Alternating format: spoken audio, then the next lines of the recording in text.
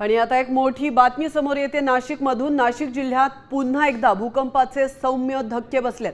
नाशिकच्या पेठ तालुक्यात आज सकाळी 9 वाजता भूकंपाचे सौम्य धक्के जाणवलेत। गोंदे, करंजाळी, त्याचप्रमाणे भायगाव, देवगाव, आडगाव भुवन, एकदरे या परिसरामध्ये हे भूकंपाचे धक्के जाणवलेत।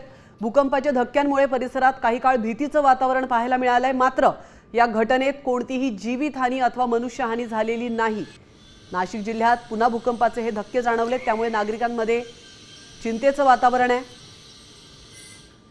याविषयी अधिक माहिती देण्यासाठी आपले प्रतिनिधी अभिजित सोनवणे फोन लाईन वरून आपल्या सोबत जोडले गेलेत।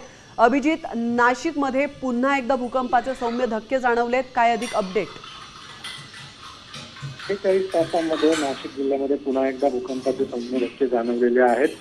परवा देखील अशाच पद्धतीचे भूकंपाचे सौम्य धक्के हे पेठ तालुक्यात, सुरगाणा तालुक्यात आणि दिंडोरी तालुक्यामध्ये जाणवलेले होते आणि आज सकाळी 9 वाजता दरम्यान पुन्हा एकदा पेठ तालुक्यातल्या काही गावांमध्ये भूकंपाचे हे धक्के जाणवलेले आहेत आणि त्यामुळे परिसरामध्ये काही काळ भीतीचं वातावरण निर्माण झालेलं होतं।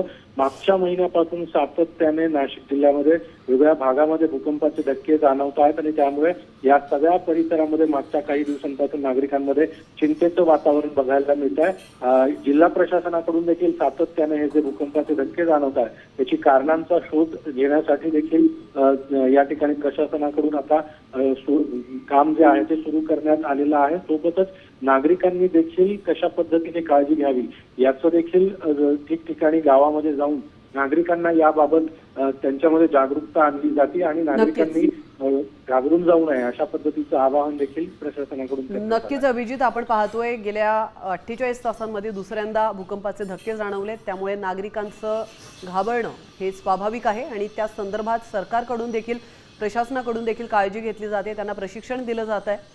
हे महत्त्वाचं आहे। धन्यवाद तुम्ही दिलेल्या महत्त्वपूर्ण माहितीबद्दल।